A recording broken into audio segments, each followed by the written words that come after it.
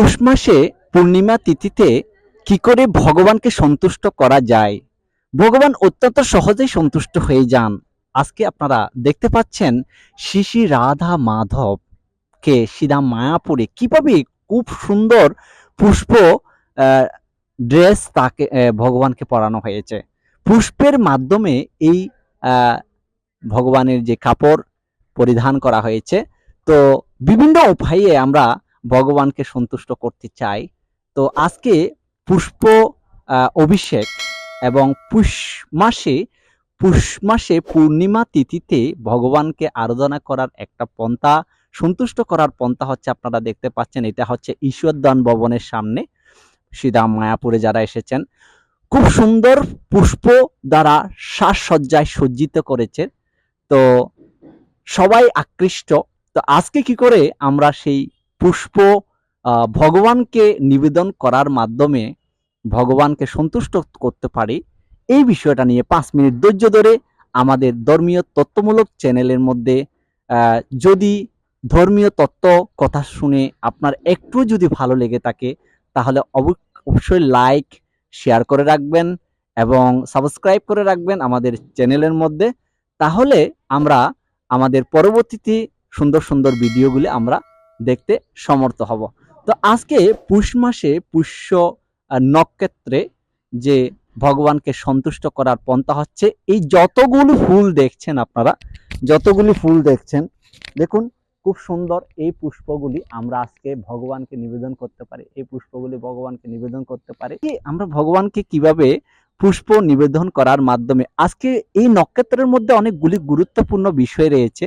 যেমন জগন্নাথপুরীতে আজকে ভগবান জগন্নাথকে কি করবে, অনেক স্বর্ণ মুকুট পরিধান করা হবে, এটা অনেক গুরুত্বপূর্ণ রয়েছে।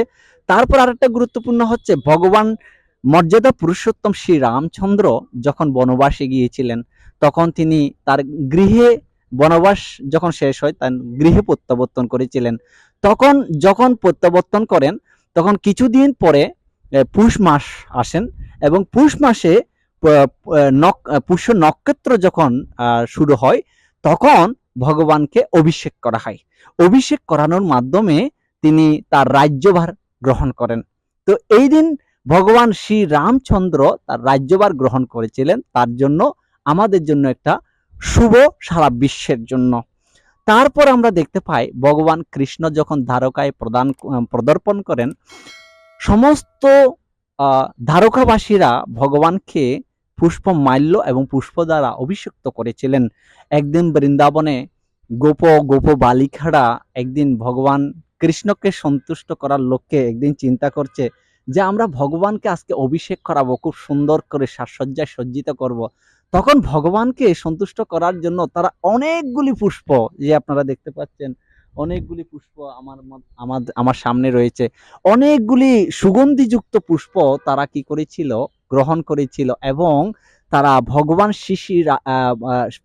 কৃষ্ণ এবং শ্রী রাধা রানীকে তারা সুসজ্জায় সজ্জিত করে সুন্দর তারা সন্তুষ্ট করেছিল। তো আজকের দিনে যদি আমরা আপনাদের গৃহে বিভিন্ন ব্যঞ্জনাদি দিয়ে ভগবানকে অভিষেক করাতে পারেন, যে গোপাল বিগ্রহ হতে পারে আপনাদের রাধা মাধব বিগ্রহ হতে পারে, লক্ষ্মী নারায়ণ বিগ্রহ হতে পারে, অথবা হতে পারে গৌরনিতাই বিগ্রহ। কারো কাছে অনেক সময় রাধা মাধব বা লক্ষ্মী নারায়ণ বিগ্রহ নাও থাকতে পারে, বা ভগবান শ্রী রামচন্দ্র সীতা মাতা সহ যদি থাকে আপনারা অভিষেক করাতে পারেন। তো বিভিন্ন উপচার, বিভিন্ন ঘি, চিনির জল, তারপরে ডাবের জল, তারপরে হচ্ছে মধু, তারপরে বিভিন্ন উপাচার দিয়ে ফলের জুস দিয়ে আপনারা ভগবানকে অভিষেক করাতে পারেন। সেই সাথে পুষ্প ধারা অবশ্যই আপনারা একটা মালা ভগবানকে পরাবেন, মালা দ্বারা সাজসজ্জা সজ্জিত করবেন। আপনাদের যে অলটার রয়েছে, আসন রয়েছে, সেটা সুন্দর করে সাজাবেন, ঘরে সুন্দর করে সাজাবেন। মায়েরা খুব সুন্দর করে সাজুগুজু করবেন যাতে ভগবানকে শুধুমাত্র সন্তুষ্ট করার জন্য। তাই আমাদের এই দিনে আপনারা গৃহে বসেই ভগবানকে পুষ্প আজকে অভিষেকের মাধ্যমে আমরা এই অনুষ্ঠানটা করতে পারি। তো ভগবানকে সন্তুষ্ট করার লক্ষ্যে আচার্যবর্গরা যেভাবে করেছেন, তা আমাদের আন্তর্জাতিক কৃষ্ণ ভাবনামৃত সংঘের মধ্য দিয়েও আমরা প্রভুপাদ চেয়েছে এই দিনেও আমরা ভগবানকে সন্তুষ্ট করতে পারি। তাই সারা বিশ্বের মধ্যে ইসকনের পক্ষ থেকে সারা বিশ্বে কি করা হচ্ছে, পুষ্প অভিষেকের মাধ্যমে ভগবান সমস্ত মন্দিরগুলিতে আজকে আয়োজন করা হয়েছে।